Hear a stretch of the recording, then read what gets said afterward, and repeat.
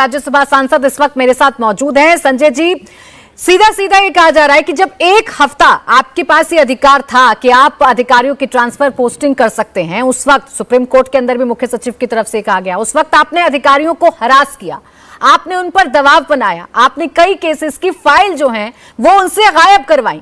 इसलिए जरूरत महसूस हुई कि इस तरीके से कोई बदलाव किया जाए और ये जो ट्रांसफर पोस्टिंग का मामला है ये राज्यपाल के हवाले किया जाए, उपराज्यपाल के हवाले किया जाए। देखिए, 5 जजों का फैसला 8 दिन में ऑर्डिनेंस के जरिए इन्होंने बदल दिया और जो हमने 1-2 ट्रांसफर के भी ऑर्डर किए वो ट्रांसफर के ऑर्डर भी लागू नहीं हुए। और दिल्ली की सरकार जो पिछले 8 साल से बिजली फ्री, पानी फ्री, शिक्षा फ्री, इलाज फ्री, बुजुर्गों की तीर्थ यात्रा फ्री, माताओं बहनों के लिए बस की यात्रा फ्री, सब कुछ करने के बाद मुनाफे का बजट।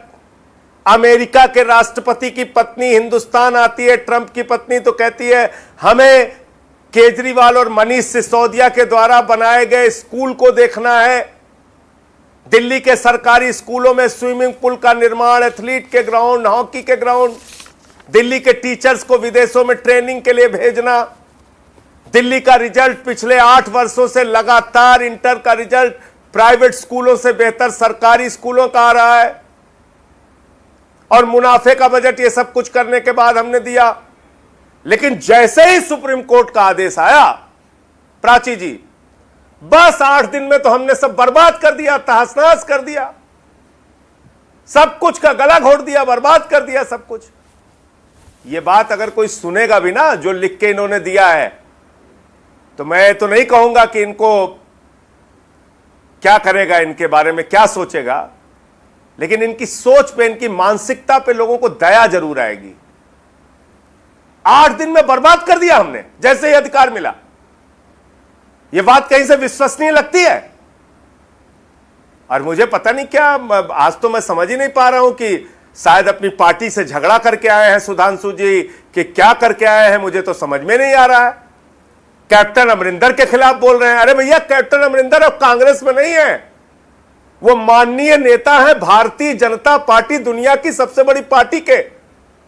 आप अपने पार्टी के नेताओं के बारे में ही बखान करने लगते हैं। अब वो कांग्रेस से आप उनको ले जा चुके हैं।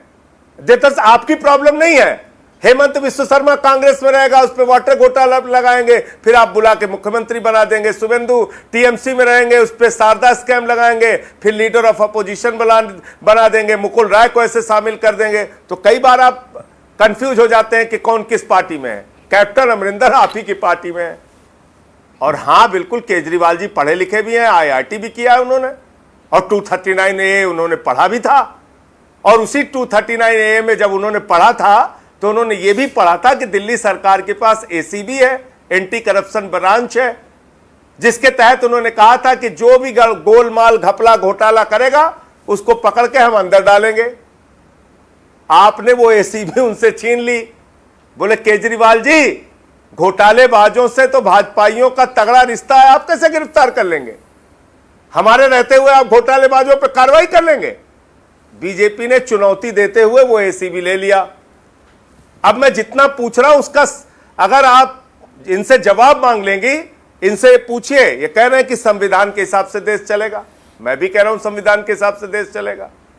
इनसे सिर्फ इतना पूछ लीजिए कि संविधान की जिस धारा 239A के तहत दिल्ली की विधानसभा और दिल्ली की सरकार बनी, क्या उस धारा के अंदर यह नहीं लिखा हुआ है कि 3 विषय को छोड़ के सारे अधिकार दिल्ली सरकार के पास होंगे, जिसमें सर्विसेज भी आता है? और उसी के आधार पर सुप्रीम कोर्ट के 5 पढ़े लिखे योग्य जजों ने एक फैसला दिया जिसमें कहा ट्रांसफर पोस्टिंग का, सर्विसेज का अधिकार दिल्ली सरकार के पास होगा। आप उसको अगर पलटने जा रहे हैं तो यह संविधान का संशोधन है। मैं यह कहने की कोशिश कर रहा हूं जो आप जानबूझकर समझने के लिए तैयार नहीं है। ऑर्डिनेंस के जरिए संविधान संशोधन नहीं होता है, 2/3 मेजॉरिटी के जरिए संविधान का संशोधन होता है, जो दोनों सदनों में आपके पास नहीं है। इसलिए आप एक गैर संवैधानिक काम कर रहे हैं जब ये बिल आप पास भी कर लेंगे, मान लीजिए इन केन प्रकारेण जैसे भी आपकी राजनीति का तरीका है, तो सुप्रीम कोर्ट में ये टिकने वाला नहीं है। मैं ये कहने की और ये समझाने की आपको कोशिश कर रहा हूं। और पंजाब में क्या हुआ, दिल्ली में क्या हुआ, उत्तर प्रदेश में क्या हुआ और मध्य प्रदेश में क्या हुआ, आसाम, मध्य प्रदेश, उत्तर प्रदेश अपराधों के मामले में, महिला अपराधों के मामले में, बलात्कार के मामले में, हत्या के मामले में, डकैती के मामले में, दिन दहाड़े हत्याओं के मामले में, उमेश पाल का कांड हो उसके मामले में, हाथरस कांड हो उसके मामले में, बिकरू कांड हो उसके मामले में, सर्वोपरि है, सर्वोपरि कीर्तिमान स्थापित किया आप लोगों ने। इसलिए उसकी चर्चा में जाएंगे तो बहुत बात लंबी हो जाएगी।